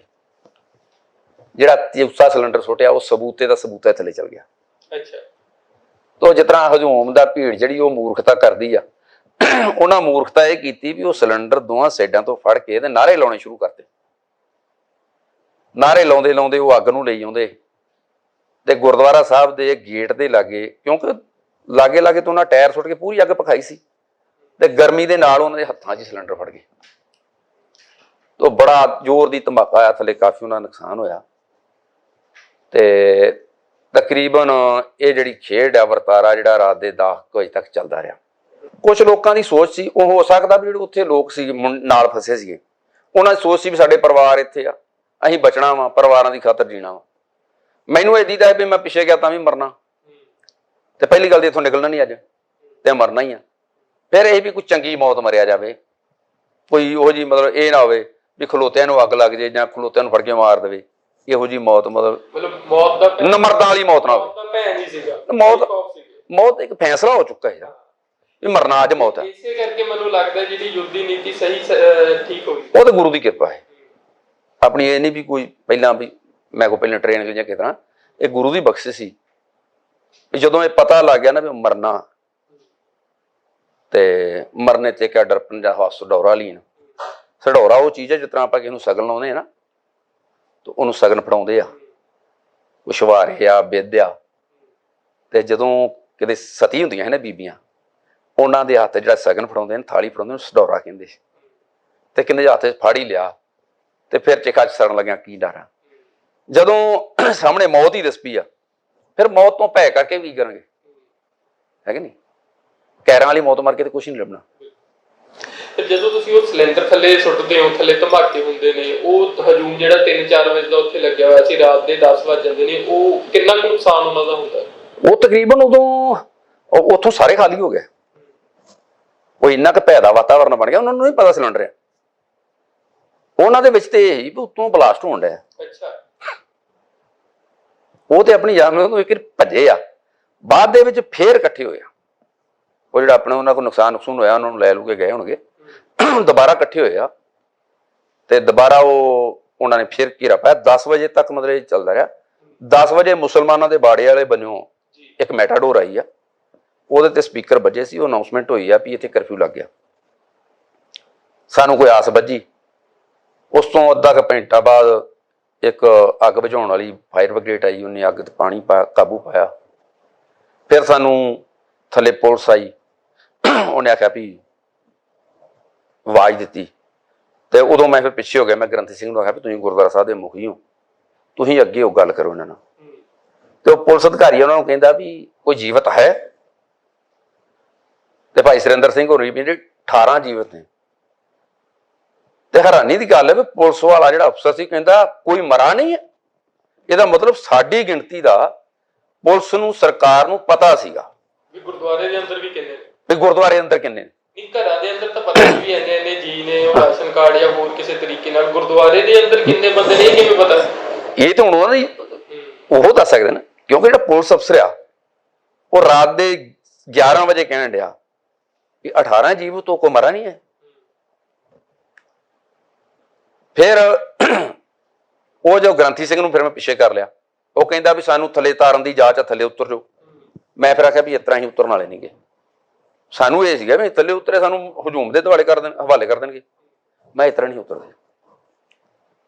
ਜੇ ਤੈਨੂੰ ਉਤਾਰਨ ਦੀ ਜਾਂਚ ਆ ਤੇ ਸਾਨੂੰ ਉਤਾਰਨ ਚੜ੍ਹਨ ਵਾਲਿਆਂ ਦੇ ਸਵਾਗਤ ਕਰਨ ਦੀ ਵੀ ਜਾਂਚ ਆ। ਫਿਰ ਉਹ ਥੱਲੇ ਮੁਸਲਮਾਨ ਚੌਧਰੀ ਸੀਗਾ, ਸਾਬਲੇ ਪਹਿਲਵਾਨ, ਉਹਨਾਂ ਨੇ ਆਖਿਆ ਵੀ ਭਾਈ ਸਾਹਿਬ ਅਸੀਂ ਤੁਹਾਨੂੰ ਲੈਣਾ ਹੈ। ਫਿਰ ਅਸੀਂ ਉਹਨਾਂ ਨੂੰ ਬੇਨਤੀ ਕੀਤੀ ਵੀ ਜਦੋਂ ਸਾਨੂੰ ਲੈਣ ਆਏ ਹੋ ਸਾਡਾ ਕੋਈ ਅਰੇਂਜ ਕਰੋ। ਉਹਨਾਂ ਫਿਰ ਪਤਾ ਨਹੀਂ ਕਿੱਥੋਂ ਵੱਡੀਆਂ ਵੱਡੀਆਂ ਪੌੜੀਆਂ ਦਾ ਅਰੇਂਜ ਕੀਤਾ। ਸਾਨੂੰ 11:30 ਵਜੇ ਉੱਥੋਂ ਥੱਲੇ ਲਾਇਆ ਗਿਆ। ਹਾਂ, ਇੱਕ ਚੀਜ਼ ਮੈਂ ਵੇਖੀ ਆ, ਹਰ ਧਰਮ ਦੇ ਅੰਦਰ ਬਹੁਤ ਚੰਗੇ ਲੋਕ ਵੀ ਆ ਤੇ ਬਹੁਤ ਬੁਰੇ ਵੀ ਆ। ਜੇ ਥੱਲੇ ਪਹਿਲੇ ਘਰ ਜਿੱਥੇ ਉਤਰੇ ਆ, ਉਹਨਾਂ ਸਾਨੂੰ ਰੋਕ ਲਿਆ, ਤੁਸੀਂ 10 ਮਿੰਟ ਕਿਤੇ ਨਹੀਂ ਜਾਣਾ। ਉਹਦਾ ਕਾਰਨ ਕੀ ਸੀ? ਉਹਨਾਂ ਦੇ ਘਰ ਉਹਨਾਂ ਦੇ ਬੱਚੇ ਰਮਾਇਣ ਦਾ ਪਾਠ ਕਰਨ ਡਿਆ। ਉਹ ਇਸੇ ਕਰਕੇ ਕਰਨ ਡਿਆ ਵੀ ਇਹ ਬਚ ਜਾਣ। ਉਹਦਾ ਭੋਗ ਪਿਆ। ਉਹਨਾਂ ਵਿਚਾਰਿਆਂ ਨੇ ਪੰਜੀਰੀ ਜੀ ਦਾ ਪ੍ਰਸ਼ਾਦ ਬਣਾਇਆ ਸੀ, ਉਹ ਵੰਡਿਆ। ਫਿਰ ਉਤਰੇ ਅਗਲੇ ਬੰਨੇ ਇੱਕ ਮੁਸਲਮਾਨਾਂ ਦੇ ਘਰ ਸੀਗੇ, ਉਹ ਨਮਾਜ਼ ਅਦਾ ਕਰਨ ਰਹੇ। ਉਹਨਾਂ ਕਿਹਾ ਕਿ ਰੁਕ ਜਾਓ। ਉੱਥੇ ਖਲੋਤੇ ਆ, ਉਹਨਾਂ ਨੇ ਆਪਣੀ ਇਬਾਦਤ ਕੀਤੀ ਆ। ਉਥੋਂ ਬਾਅਦ ਸਾਨੂੰ ਬਾਹਰ ਕੱਢਿਆ। ਫਿਰ ਅਸੀਂ ਜਦੋਂ ਸਾਵਲੇ ਦੇ ਘਰ ਗਏ ਪਹਿਲਵਾਨ ਦੇ, ਤੇ ਉਹਦਾ ਘਰ ਬੜੀ ਖੁੱਲੀ ਹਵੇਲੀ ਆ, ਸਾਨੂੰ ਖੁੱਲੇ ਬਾਹਰ ਦਿੱਤਾ ਗਿਆ। ਤੇ ਜਿਸ ਤਰ੍ਹਾਂ ਨਾ ਇੱਕ ਸਾਡੇ ਮਨ 'ਚ ਬੜੀ ਆਈ ਵੀ ਜਿਸ ਤਰ੍ਹਾਂ ਕੋਈ ਰਿਫਿਊਜੀ ਨਹੀਂ ਬੈਠੇ ਹੁੰਦੇ, ਅਸੀਂ ਉਸ ਤਰ੍ਹਾਂ ਬੈਠੇ ਹਾਂ।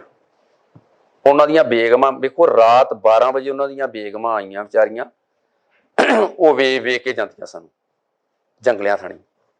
ਫਿਰ ਉਹਨਾਂ ਕਿਹਾ ਵੀ ਤੁਸੀਂ ਸਾਡਾ ਦਿੱਤਾ ਖਾਂਦੇ ਨਹੀਂ, ਸਾਡੇ ਘਰ ਦਾ ਪੱਕਿਆ ਨਹੀਂ ਖਾਂਦੇ, ਤੇ ਤੁਹਾਡੇ ਨਾਲ ਜਿਹੜੀਆਂ ਲੇਡੀਜ਼ ਹਨ ਉਹਨਾਂ ਨੂੰ ਕਹੋ ਰੋਟੀ ਤਿਆਰ ਕਰ ਲਈ। ਫਿਰ ਅਸੀਂ ਫੈਸਲਾ ਕੀਤਾ ਵੀ ਨਹੀਂ, ਇਸ ਤਰ੍ਹਾਂ ਨਹੀਂ, ਲੰਗਰ ਤਿਆਰ ਹੋਊਗਾ, ਉਹਦੇ 'ਚ ਤੁਹਾਡੀਆਂ ਬੇਗਮਾਂ ਵੀ ਪਕਾਉਣੀਆਂ, ਸਾਡੀਆਂ ਬੀਬੀਆਂ ਪਕਾਉਣੀਆਂ, ਇਕੱਠੇ ਬਹਿ ਕੇ ਛਕਾਂਗੇ। ਉੱਥੋਂ ਫਿਰ ਲੰਗਰ ਵੀ ਉੱਥੇ ਚੱਲਿਆ, ਅਸੀਂ ਇਕੱਠੇ ਬਹਿ ਕੇ ਖਾਧੀਆਂ। ਉਹ ਸਾਵਲੇ ਵੀ ਪੁੱਛਦਾ ਰਿਹਾ ਉਤੋਂ ਬਲਾਸਟ ਕਾਹਦੇ ਹੋਏ। ਫਿਰ ਇਹਨੂੰ ਦੱਸਿਆ ਵੀ ਤਰ੍ਹਾਂ ਸਿਲੰਡਰ ਸੀਗਾ। ਤੇ ਤਕਰੀਬ ਫਿਰ ਉਹਨੂੰ ਪੁੱਛਿਆ ਵੀ ਤੂੰ ਕਿਸ ਤਰ੍ਹਾਂ ਸਾਨੂੰ ਬਚਾਉਣ ਦੀ ਕਾਰਵਾਈ ਕੀਤੀ। ਕੁਦਰਤ ਦਾ ਵੇਖੋ ਨਿਜ਼ਮ ਕੀ ਆ।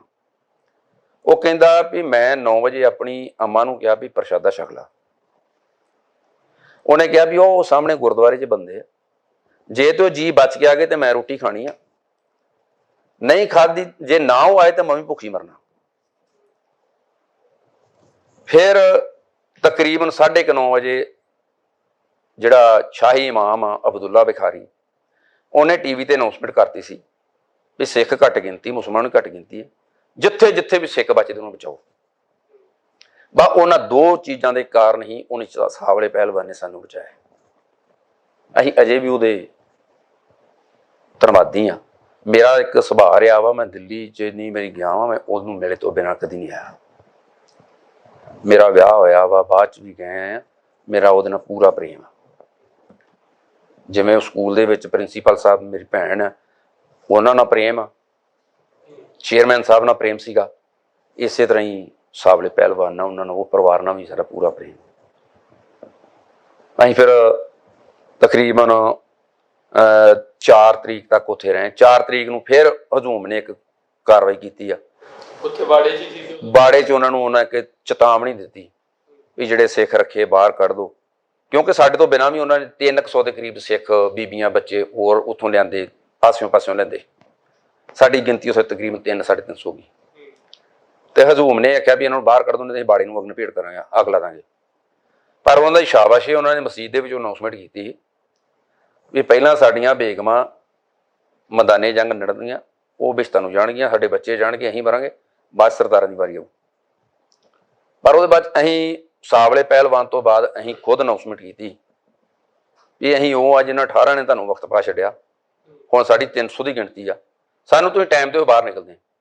ਪਰ ਉਹ ਮਾਹੌਲ ਨੂੰ ਵੇਖ ਕੇ ਪੁਲਿਸ ਨੇ ਉਹਨੂੰ, ਸਾਵਲਾ ਸਾਹਿਬ ਨੂੰ ਆਖਿਆ ਪਹਿਲਵਾਨ ਨੂੰ, ਉਹਨੇ ਸਾਨੂੰ ਸ਼ਨੀਵਾਰ ਰਾਤ ਨੂੰ ਗੁਰਦੁਆਰਾ ਸੀਸਗੰਜ ਸਾਹਿਬ ਪਹੁੰਚਾਤਾ ਹੈਗਾ। ਇਹ ਸਾਡੀ ਦਾਸਤਾਨ ਹੈ ਦੰਗਿਆਂ ਦੀ। ਫਿਰ ਮੈਂ ਉੱਥੋਂ ਦਸੰਬਰ ਦੇ ਵਿੱਚ ਇੱਥੇ ਆ ਜਾਣਾ, ਕਿਉਂਕਿ ਫਿਰ ਦਿੱਲੀ ਦੇ ਵਿੱਚ ਰਹਿਣ ਦਾ ਕੰਮ ਪੂਰ ਨਹੀਂ ਹੈਗਾ।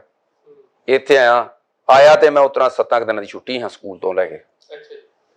ਤੇ ਲਾਲਪੁਰਾ ਸਾਹਿਬ ਤੋਂ ਸ਼੍ਰੋਮਣੀ ਕਮੇਟੀ ਦੇ ਪ੍ਰਧਾਨ ਸੀਗੇ ਬਾਜਵਾ। ਤੁਸੀਂ ਸ਼੍ਰੋਮਣੀ ਕਮੇਟੀ ਦੀ ਗੱਲ ਛੇੜੀ, ਅਕਸਰ ਸਿੱਖ ਸੰਗਤ ਦਾ ਇਹ ਸਵਾਲ ਹੁੰਦਾ ਹੈ ਸ਼੍ਰੋਮਣੀ ਕਮੇਟੀ ਨੂੰ, ਪੰਥ ਨੂੰ, ਕਿ ਜਿਹੜੇ ਪੰਥ ਦੇ ਜੁਝਾਰੂ ਸਿੰਘ ਸੀਗੇ ਜਾਂ ਜਿਹੜੇ ਪੰਥ ਦੇ ਵਿੱਚ ਜਿਨ੍ਹਾਂ ਦੇ ਨਵੰਬਰ 84 ਦੇ ਵਿੱਚ ਅਤਿਆਚਾਰ ਹੋਇਆ, ਜਾਂ ਧਰਮੀ ਫੌਜੀ ਸੀ ਜਾਂ ਹੋਰ ਜਿਹੜੇ ਸੰਘਰਸ਼ੀ ਯੋਧੇ ਸੀਗੇ, ਕਿ ਉਹਨਾਂ ਦੀ ਸ਼੍ਰੋਮਣੀ ਕਮੇਟੀ ਨੇ ਬਾਂਹ ਨਹੀਂ ਫੜੀ। ਤੇ ਅੱਜ ਵੀ ਲਗਾਤਾਰ ਇਹ ਗੱਲ ਕੀਤੀ ਜਾਂਦੀ ਹੈ ਸਿੱਖ ਸੰਗਤ ਵੱਲੋਂ ਕਿ ਸ਼੍ਰੋਮਣੀ ਕਮੇਟੀ ਉਹਨਾਂ ਦੀ ਪੈਰਵਾਈ ਕਰੇ, ਉਹਨਾਂ ਦੀ ਬਾਂਹ ਫੜੇ, ਉਹਨਾਂ ਦੇ ਪਰਿਵਾਰਾਂ ਦਾ ਧਿਆਨ ਰੱਖੇ। ਇਹਦੇ 2 ਹੀ ਕਾਰਨ। ਇੱਕ ਤੇ ਕੁਝ ਲੋਕ ਸਿਆਸੀ ਰੋਟੀਆਂ ਸੇਕਦੇ, ਸਿਆਸਤ ਕਰਦੇ, ਇਹ ਐਲੀਗੇਸ਼ਨ ਆ। ਇੱਕ ਉਹ ਲੋਕ ਆ ਜਿਨ੍ਹਾਂ ਦੇ ਅੰਦਰ ਭੁੱਖ ਤਮੰਨਾ ਹੀ ਇੰਨੀ ਹੋ ਗਈ, ਕਿਉਂਕਿ ਸ਼੍ਰੋਮਣੀ ਕਮੇਟੀ ਨੇ ਜੋਧਪੁਰ ਦੇ ਕੈਦੀਆਂ ਨੂੰ ਨੌਕਰੀਆਂ ਦਿੱਤੀਆਂ, ਉਹਨਾਂ ਨੂੰ ਸਹਾਇਤਾ ਦਿੱਤੀਆਂ, ਜਿਹੜੇ ਭਗੌੜੇ ਫੌਜੀ ਉਹਨਾਂ ਨੂੰ ਸਹਾਇਤਾ ਦਿੱਤੀਆਂ, ਸਰਵਿਸਾਂ ਦਿੱਤੀਆਂ। ਸ਼੍ਰੋਮਣੀ ਕਮੇਟੀ ਨੇ ਹਰ ਗਾਏ ਬਗਾਏ ਕਿਤੇ ਵੀ ਕੋਈ ਕਾਰਵਾਈ ਹੁੰਦੀ ਆ ਉੱਥੇ ਪੈਰਵਾਈ ਕੀਤੀ ਆ, ਅਦਾਲਤਾਂ 'ਚ ਸ਼੍ਰੋਮਣੀ ਕਮੇਟੀ ਰੁਲੀ ਆ। ਸ਼੍ਰੋਮਣੀ ਕਮੇਟੀ ਸਿੱਖਾਂ ਦੀ ਇਹੋ ਜਿਹੀ ਸੰਸਥਾ ਵਾ ਜਿਨਨੇ ਹਰ ਥਾਂ ਤੇ ਸਿੱਖਾਂ ਦੀ ਨਹੀਂ, ਮਨੁੱਖਤਾ ਦੀ ਬਾਂਹ ਫੜੀ। ਹਾਂ, ਇਹ ਮੈਂ ਜ਼ਰੂਰ ਅੱਜ ਤੁਹਾਡੇ ਮਾਧਿਅਮ ਰਾਹੀਂ ਬੇਨਤੀ ਕਰੂੰਗਾ, ਠੀਕ ਹੈ, ਉਹਦੇ 'ਚ ਕੋਈ ਮੇਰੇ ਵਰਗਾ ਬੰਦਾ ਮਾੜਾ ਹੋ ਸਕਦਾ। ਮਾੜੇ ਬੰਦੇ ਨੂੰ ਭੰਡਣ ਦੀ ਬਜਾਏ ਸੰਸਥਾ ਨੂੰ ਨਾ ਭੰਡੋ, ਕਿਉਂਕਿ ਸੰਸਥਾ ਨੇ ਅਜੇ ਤੱਕ ਸਿੱਖ ਕੌਮ ਦੇ ਸਾਹ 'ਚ ਸਾਹ ਲਿਆ ਵਾ। ਇਸ ਕਰਕੇ ਸੰਸਥਾ ਨੂੰ ਸਮਰਪਿਤ ਰਹੋ, ਕਿਉਂਕਿ ਹਕੂਮਤਾਂ ਦੀ ਇੱਕ ਪਾਲਿਸੀ ਹੁੰਦੀ ਹੈ ਵੀ ਕਿਸੇ ਕੌਮ ਨੂੰ ਮਾਰਨਾ, ਉਹਦੀਆਂ ਸੰਸਥਾਵਾਂ ਨੂੰ ਤਬਾਹ ਕਰੋ। ਸਿੱਖ ਸਟੂਡੈਂਟ ਫੈਡਰੇਸ਼ਨ ਦੇ ਟੋਟੇ ਕੀਤੇ, ਦਮਦਮੀ ਟਕਸਾਲ ਨੂੰ ਹੁਣ ਮੈਂ ਕਹਿਣ ਤੋਂ ਘਰੇ ਨਹੀਂ ਕਰੂੰਗਾ, ਪ੍ਰਭਾਵ ਨਹੀਂ ਕੀਤਾ। ਉਹ ਪ੍ਰਭਾਵ ਦਮਦਮੀ ਟਕਸਾਲ ਦਾ ਸਿੱਖ ਪੰਥ 'ਚ ਹੈ ਨਹੀਂ ਜਿਹੜਾ ਬਾਬੇ ਜਰਨੈਲ ਸਿੰਘ ਦੇ ਵੇਲੇ। ਫਿਰ ਅਕਾਲੀ ਦਲ ਦੇ ਨਾਲ ਵੀ ਇਹ ਕੁਛ ਹੋ ਗਿਆ। ਹੁਣ ਬਚੀ ਸੰਸਥਾ ਸਾਡੀ ਸ਼੍ਰੋਮਣੀ ਕਮੇਟੀ ਨੂੰ ਸ਼ੁਰੂ ਤੋਂ ਪੈਂਦਾ, ਇਹ ਨਹੀਂ ਅੱਜ, 1984 ਤੋਂ ਪਹਿਲਾਂ ਵੀ ਇਹ ਕੰਮ ਹੋਇਆ, ਹੁਣ ਵੀ। ਤਾਂ ਸਿੱਖਾਂ ਨੂੰ ਲੋੜ ਹੈ ਸੰਸਥਾ ਨੂੰ ਬਚਾ ਕੇ ਰੱਖਣ ਦੀ, ਕਿਉਂਕਿ ਸਾਡੇ ਘਰ ਦਾ ਉਹ ਵਲਗਣ ਆ, ਕੌਮ ਦੀ ਵਲਗਣ ਆ, ਸੁਰੱਖਿਆ ਇੱਕ ਵਲਗਣ ਕੀਤਾ ਨਾ ਸੁਰੱਖਿਆ ਵਾਸਤੇ। ਇਹ ਸਾਡੀ ਮਿਨੀ ਪਾਰਲੀਮੈਂਟ ਆ। ਜਿੰਨਾ ਚਿਰ ਤੱਕ ਸਾਨੂੰ ਕੋਈ ਰਾਜਨੀਤਿਕ ਹੱਕ ਨਹੀਂ ਮਿਲਦੇ, ਜਿਸ ਤਰ੍ਹਾਂ ਵੱਖਰਾ ਪਾਕਿਸਤਾਨ ਆਪਣਾ ਲੈ ਗਿਆ, ਇੰਡੀਆ ਆਪਣਾ ਲੈ ਗਿਆ, ਸਾਰੇ ਸਾਨੂੰ ਕੁਛ ਨਹੀਂ ਮਿਲਿਆ, ਉਹਨਾਂ ਚਿਰ ਤੱਕ ਸਾਡੀ ਬਾਂਹ ਫੜਨ ਵਾਸਤੇ ਜੇ ਲੋਕਤੰਤਰ ਤਰੀਕੇ ਨਾਲ ਚੁਣੀ ਸੰਸਥਾ ਦੀ ਸ਼੍ਰੋਮਣੀ ਕਮੇਟੀ। ਤੁਹਾਡੀ ਗੱਲ ਠੀਕ ਹੈ, ਤੁਹਾਡੀ ਭਾਵਨਾ ਠੀਕ ਹੈ, ਤੁਹਾਡਾ ਮਕਸਦ ਵੀ ਠੀਕ ਹੈ ਕਹਿਣ ਦਾ, ਤੁਸੀਂ ਉਹ ਹੰਢਾਇਆ ਵੀ ਹੈ। ਤੁਸੀਂ ਦੇਖ ਰਹੇ ਹੋ ਵੀ ਸ਼੍ਰੋਮਣੀ ਕਮੇਟੀ ਨੂੰ ਕਿਵੇਂ ਜਿਹੜੀਆਂ ਔਕੜਾਂ ਨੇ ਜਾਂ ਜਿਹੜੀਆਂ ਮਾਰਾਂ ਪੈ ਰਹੀਆਂ ਨੇ ਜਾਂ ਜਿਹੜੇ ਇਹਨੂੰ ਖਤਮ ਕਰਨਾ ਚਾਹੁੰਦੇ ਨੇ, ਤੁਸੀਂ ਬਿਹਤਰ ਜਾਣਦੇ ਹੋਵੋਗੇ। ਪਰ ਲੋਕਾਂ ਦਾ ਵੀ ਤਾਂ ਸਵਾਲ ਹੈ ਕਿ ਸ਼੍ਰੋਮਣੀ ਕਮੇਟੀ ਕਿਉਂ ਨਹੀਂ ਕਰਦੀ। ਕਈ ਆਪ ਧਰਮੀ ਫੌਜੀ ਖੜੇ ਹੋ ਜਾਂਦੇ ਨੇ, ਕਈ ਆਪ ਪਰਿਵਾਰ ਖੜੇ ਹੋ ਜਾਂਦੇ ਨੇ ਵੀ ਸਾਡੇ ਲਈ ਨਹੀਂ ਕੀਤਾ ਹੈਗਾ। ਉਹ ਭਾਈ ਸਾਹਿਬ, ਮੈਂ ਤੁਹਾਨੂੰ ਪਹਿਲਾਂ ਦੱਸਿਆ ਵੀ ਜਦੋਂ ਅਸੀਂ ਇਹ ਸੰਘਰਸ਼ ਕੁੱਦੇ ਹਨ, ਸਾਡੇ ਅੰਦਰ ਦੀ ਭਾਵਨਾ ਕੁਝ ਨਿਜ ਪ੍ਰਸਤੀ ਨਹੀਂ ਹੈਗੀ। ਅਸੀਂ ਕਹਿੰਦੇ ਹਾਂ ਮੈਂ ਮਰਾਂ ਮੇਰਾ ਪੰਥ ਵਸੇ, ਮੈਂ ਉੱਡਣਾ ਮੇਰਾ ਪੰਥ ਵਸੇ। ਉਹਦੇ ਬਾਅਦ ਸਮੇਂ ਦੇ ਨਾਲ ਕੋਈ ਇਹੋ ਜਿਹੀ ਬਦਲਾਅ ਆ ਗਏ ਵੀ ਕਿਸੇ ਕੋਈ ਬੰਦੇ ਨੇ ਸਿਆਸੀ ਲਾਹ ਲੈ ਲਿਆ, ਉਹਦੇ ਲਈ ਵੇਖ ਕੇ ਦੂਜੇ ਦੇ ਅੰਦਰ ਵੀ ਲੋਭ ਪੈਦਾ ਹੋ ਗਿਆ, ਯਾਰ ਮੈਨੂੰ ਵੀ ਆਹ ਚਾਹੀਦਾ। ਕਿਸੇ ਨੇ ਕੋਈ ਪੈਸੇ ਦਾ ਲੋਭ ਲੈ ਲਿਆ। ਹਾਂ, ਜਦੋਂ ਸੰਸਾਰ ਦੀ ਮਾਇਆ ਦੇ ਮਗਰ ਭੱਜਾਂਗੇ ਨਾ, ਸਾਡੇ ਅੰਦਰ ਦੀ ਤ੍ਰਿਪਤੀ ਕਦੀ ਵੀ ਨਹੀਂ ਹੋਊਗੀ। ਜਿਹੜਾ ਅੰਦਰੋਂ ਤ੍ਰਿਪਤ ਨਹੀਂ ਨਾ, ਅੰਦਰੋਂ ਸਖਣਾ ਵਾ, ਉਹ ਹਮੇਸ਼ਾ ਹੀ ਇਹ ਚੀਜ਼ ਕਰੂਗਾ, ਦੂਜੇ ਨੂੰ ਭੰਡੂਗਾ, ਦੂਜੇ ਨੂੰ ਬੁਰਾ ਕਹੂਗਾ। ਮੈਨੂੰ ਨਹੀਂ ਪਤਾ ਲੱਗਦਾ ਵੀ ਸ਼੍ਰੋਮਣੀ ਕਮੇਟੀ ਨੇ ਕਿਹੜੇ ਵੇਲੇ ਜਾਂ ਕਿੱਥੇ ਕੌਮ ਦੀ ਬਾਂਹ ਨਹੀਂ ਫੜੀ। ਤੁਹਾਡੇ ਲਈ ਕੀ ਕੀਤਾ ਸ਼੍ਰੋਮਣੀ ਕਮੇਟੀ ਨੇ? ਮੇਰੇ ਵਾਸਤੇ ਵੇਖੋ ਜੀ, ਮੈਂ ਜਦੋਂ ਉੱਥੋਂ ਆਇਆ, ਮੇਰਾ ਸ਼੍ਰੋਮਣੀ ਕਮੇਟੀ 'ਚ ਆਉਣ ਦਾ ਮਤਲਬ ਕੋਈ ਸੋਚ ਵੀ ਨਹੀਂ ਹੈਗੀ। ਉਦੋਂ ਸ਼੍ਰੋਮਣੀ ਕਮੇਟੀ ਦਾ ਪ੍ਰਧਾਨ ਸੀਗਾ ਪ੍ਰੇਮ ਸਿੰਘ ਲਾਲਪੁਰਾ, ਜਿਹਨੇ ਇਹ ਗੱਲ ਆਖੀ, ਬਾਜਵਾ ਇਹੋ ਜਿਹੇ ਨੌਜਵਾਨਾਂ ਨੂੰ ਬਾਹਰ ਨਹੀਂ ਜਾਣਾ ਚਾਹੀਦਾ, ਇਹ ਤੇ ਸ਼੍ਰੋਮਣੀ ਕਮੇਟੀ ਨੂੰ ਚਾਹੀਦਾ। ਸ਼੍ਰੋਮਣੀ ਕਮੇਟੀ ਮੇਰੇ ਉਦੋਂ, ਮੈਂ ਇੱਥੇ ਦਫ਼ਤਰ ਨਹੀਂ ਆਇਆ, ਮੇਰੇ ਭਰਤੀ ਫਾਰਮ ਵੀ ਉੱਥੇ ਗਏ, ਸ਼੍ਰੋਮਣੀ ਕਮੇਟੀ ਨੇ ਨਾ ਕੋ ਕੀਤਾ। ਉੱਥੋਂ ਭਰਤੀ ਫਾਰਮ ਤੇ ਮੈਂ ਸਾਈਨ ਕੀਤੇ ਆ। ਬਾਅਦ 'ਚ ਮੈਂ ਇੱਥੇ ਆ, ਇੱਥੇ ਮੈਨੂੰ ਇਹਨਾਂ ਕਿਹਾ ਵੀ ਤੇਰੀ 19.5 ਸਾਲ ਉਮਰ ਆ ਤੇ ਤੈਨੂੰ ਸੇਵਾਦਾਰ ਕਰ ਦਿੰਦੇ। ਮੈਂ ਕਿਹਾ ਨਾ, ਕਰ ਗਿਆ, ਮੈਂ ਚੱਲ ਗਿਆ ਘਰ। 6 ਮਹੀਨੇ ਬਾਅਦ ਸ਼੍ਰੋਮਣੀ ਕਮੇਟੀ ਦੀ ਸ਼ਾਬਾਸ਼, ਮੈਨੂੰ 6 ਮਹੀਨੇ ਬਾਅਦ ਮੇਰੀ ਉਮਰ ਪੂਰੀ ਹੋਣ ਤੋਂ ਬਾਅਦ 6ਵੇਂ ਦਿਨ ਮੇਰੇ ਘਰ ਚਿੱਠੀ ਚਲ ਗਈ ਵੀ ਤੁਹਾਡੀ ਉਮਰ ਪੂਰੀ ਹੋ ਗਈ, ਆ ਕੇ ਆਪਣੇ ਕਾਗਜ਼ ਪੱਤਰ ਦਿਓ। ਮੈਂ 28 ਅਕਤੂਬਰ 1985 ਤੋਂ ਸ਼੍ਰੋਮਣੀ ਕਮੇਟੀ ਬਤੌਰ ਕਲਰਕ ਹਾਂ। ਤੁਹਾਡਾ ਤਾਂ ਕਿਤੇ ਸੰਘਰਸ਼, ਜਿਹੜੇ ਜੂਨ 84 ਦੇ ਵਿੱਚ ਜਿਹੜੇ ਬੰਦੇ ਫੜੇ ਗਏ ਸੀਗੇ, ਯੋਧੇ ਫੜੇ ਗਏ ਸੀ, ਉਹਨਾਂ ਦੇ ਵਿੱਚ ਤੁਸੀਂ ਨਹੀਂ ਸੀਗੇ, ਜਾਂ ਉਹ 1984 ਨਵੰਬਰ ਦੇ ਵਿੱਚ ਵੀ ਤੁਹਾਡਾ ਜਿਹੜਾ ਉਵੇਂ ਨਾਮ ਨਹੀਂ ਵੱਜਦਾ ਸੀਗਾ, ਫਿਰ ਤੁਹਾਨੂੰ ਕਿਸ ਆਧਾਰ ਦੇ ਉੱਤੇ ਜਿਹੜੀ ਨੌਕਰੀ ਦਿੱਤੀ ਗਈ ਸੀ? ਭਾਵਨਾਵਾਂ, ਕਿਉਂਕਿ ਉਹਨਾਂ ਨੂੰ ਪਤਾ ਸੀ, ਲਾਲਪੁਰਾ ਸਾਹਿਬ, ਉਹਨਾਂ ਨੂੰ ਪਤਾ ਸੀਗਾ ਵੀ ਇਹ ਫੈਡਰੇਸ਼ਨ ਦੇ ਨਾਲ। ਮੈਂ ਸਟੇਜ ਤੇ ਸਿੱਖ ਕੌਮ ਦਾ ਪੱਖ ਰੱਖਦਾ, ਖੁੱਲ੍ਹ ਕੇ ਰੱਖਦਾ। ਅੱਜ ਤੱਕ ਮੈਂ ਕਿਸੇ ਧੜੇ ਨਾਲ ਨਹੀਂ ਗਾ, ਮੈਂ ਆਜ਼ਾਦ ਹਾਂ। ਸਿੱਖੀ ਸੋਚ ਤੇ ਮੈਂ ਬਾਖੂਬੀ, ਆਪਣੀ ਜਿੰਨੀ ਗੁਰੂ ਰਾਮਦਾਸ ਨੇ ਮੈਨੂੰ ਅਕਲ ਦਿੱਤੀ ਨਾ, ਉਹਦੇ ਸਾਹਮਣੇ ਮੇਰਾ ਯਤਨ ਇਹੋ ਹੀ ਆ ਵੀ ਮੈਂ ਆਪਣੀ ਕੌਮ ਦੀ ਸੇਵਾ ਕਰਾਂ। ਤੇ ਭਰਤੀ ਹੋਣ ਤੋਂ ਬਾਅਦ ਵੀ ਸਰਕਲ ਸਬਾਜਪੁਰੀ ਫੈਡਰੇਸ਼ਨ ਦਾ ਮੈਂ ਉਹਦਾ ਸਰਪ੍ਰਸਤ ਰਿਹਾ। ਮੈਂ 4-5 ਸਾਲ ਉੱਥੇ ਸੇਵਾ ਕੀਤੀ ਤੇ ਜਿੰਨੀ ਗੁਰੂ ਰਾਮਦਾਸ ਪਾਤਸ਼ਾਹ ਨੇ ਸੇਵਾ ਲਈ ਬੜੀ ਆਨੰਦ। ਹਾਂ, ਕੋਈ ਲੋਭ, ਕੋਈ ਲਾਲਚ, ਕੋਈ ਨਾ, ਗੁਰੂ ਰਾਮਦਾਸ ਪਾਤਸ਼ਾਹ ਗਏ ਕਰੇ, ਕਿਉਂਕਿ ਮੈਂ ਸ਼੍ਰੋਮਣੀ ਕਮੇਟੀ ਵਿੱਚ ਭਰਤੀ ਹੋਇਆ।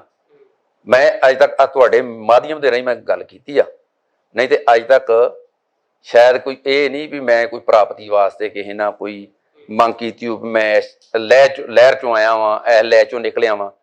ਅੱਜ ਜਿਸ ਥਾਂ ਤੇ ਬੈਠੇ ਆ, ਇਹ ਵੀ ਗੁਰੂ ਰਾਮਦਾਸ ਪਾਤਸ਼ਾਹ ਦੀ ਕਿਰਪਾ, ਕਿਸੇ ਦੀ ਸਿਫਾਰਿਸ਼ ਨਹੀਂ, ਸ਼੍ਰੋਮਣੀ ਕਮੇਟੀ ਦੀ ਆਪਣੀ ਸ਼ਾਬਾਸ਼ ਆ। ਉਹ ਗਾਂ ਦੀ ਗਾਂ ਜਿਸ ਤਰ੍ਹਾਂ ਕੜੀਆਂ ਜੁੜਦੀਆਂ ਗਈਆਂ। ਸਰਦਾਰ ਮਨਜੀਤ ਸੋਹਣੀ, ਉਹ ਵੀ ਸੰਘਰਸ਼ ਚੋਂ ਨਿਕਲੇ ਆ ਪੀਏ ਸਾਹਿਬ ਰਹੇ ਜਿਹੜੇ। ਤੁਹਾਡੇ ਧਿਆਨ ਦੇ ਵਿੱਚ ਕਿੰਨੇ ਕੁ ਅਜਿਹੇ ਪ੍ਰਾਣੀ ਨੇ ਜਿਹੜੇ ਸ਼੍ਰੋਮਣੀ ਗੁਰਦੁਆਰਾ ਪ੍ਰਬੰਧਕ ਕਮੇਟੀ ਜਿਨ੍ਹਾਂ ਨੇ ਜਿਨ੍ਹਾਂ ਨੂੰ ਨੌਕਰੀ ਦਿੱਤੀ ਜਾਂ ਕੋਈ ਥਾਂ ਦਿੱਤੀ, ਕੋਈ ਪਰਿਵਾਰ ਦੀ ਸਹਾਇਤਾ ਕੀਤੀ, ਉਹ ਯੋਧੇ ਕਿੰਨੇ ਉਹ ਸੰਘਰਸ਼ੀ ਯੋਧੇ ਕਿੰਨੇ ਨੇ, ਧਰਮੀ ਫੌਜੀ ਕਿੰਨੇ? ਭਾਈ ਸਾਹਿਬ ਜੀ ਮੁੱਕਦੀ ਗੱਲ 1984 ਤੋਂ ਬਾਅਦ ਜਿਹੜੀ ਸ਼੍ਰੋਮਣੀ ਕਮੇਟੀ ਦੀ ਭਰਤੀ ਹੋਈ ਨਾ, ਪਹਿਲਾਂ ਤਾਂ ਨਾ ਮੈਂ ਕਹਿੰਦਾ 85 ਤੋਂ ਲੈ ਕੇ 94 ਤੱਕ ਜਿੰਨੀ ਵੀ ਭਰਤੀ ਹੋਈ ਆ, ਉਹਨਾਂ ਦਾ ਪਿਛੋਕੜ, ਉਹਨਾਂ ਦੀਆਂ ਤਾਰਾਂ ਸੰਘਰਸ਼ ਨਾਲ ਹੀ ਜੁੜੀਆਂ। ਇੱਕ ਦੂ ਇੱਕ ਚੜ੍ਹੰਦੀਆਂ ਕੌਣ ਜਣਾ ਤਰਾਵਾ ਜੀ, ਇਹ ਇੱਕ ਤੋਂ ਇੱਕ ਗਾਂਹ ਵਾ। ਸ਼੍ਰੋਮਣੀ ਕਮੇਟੀ ਦੇ ਮੁਲਾਜ਼ਮ ਜਿਹੜੇ ਸਾਨੂੰ ਤੁਰੇ ਫਿਰਦੇ ਜਾਪਦੇ ਵੀ ਸਿੱਧੇ ਸਾਦੇ ਸਾਧ ਤੁਰੇ ਫਿਰਦੇ ਆ, ਇਹ ਸਾਰੇ ਜਿਹੜੇ ਨਾ ਕਿਤੇ ਨਾ ਕਿਤੇ ਉਹ ਜਿਹੜਾ ਉਹ ਸਮਾਂ ਸੀ ਨਾ ਉਹਦੇ ਨਾਲ ਜੁੜੇ ਆ। ਕਿਸੇ ਨੇ ਆਪਣੇ ਪਿੰਡਾਂ ਸਿਕਾਇਆ ਵਾ, ਕਿਸੇ ਨੇ ਪਰਿਵਾਰ ਦਾ ਜੀ ਮਰਵਾਇਆ ਵਾ। ਬਹੁਤ ਵੱਡੀ ਕੁਰਬਾਨੀ ਨਾ ਸਾਰਿਆਂ ਦੀ, ਤੇ ਸ਼੍ਰੋਮਣੀ ਕਮੇਟੀ ਦੀ ਸ਼ਾਬਾਸ਼ ਹੈ, ਇਹਨਾਂ ਨੇ ਇਸ ਜਜ਼ਬੇ ਨੂੰ ਆਪਣੇ ਜ਼ਬਤ ਕਰਕੇ ਰੱਖਿਆ। ਸੋ ਬਹੁਤ ਬਹੁਤ ਮਿਹਰਬਾਨੀ ਭਾਈ ਸਾਹਿਬ। ਧੰਨਵਾਦ ਜੀ। ਖਾਲਸਾ ਵਾਹਿਗੁਰੂ ਜੀ ਕੀ ਫਤਿਹ। ਵਾਹਿਗੁਰੂ ਜੀ ਕਾ ਖਾਲਸਾ ਵਾਹਿਗੁਰੂ ਜੀ ਕੀ ਫਤਿਹ।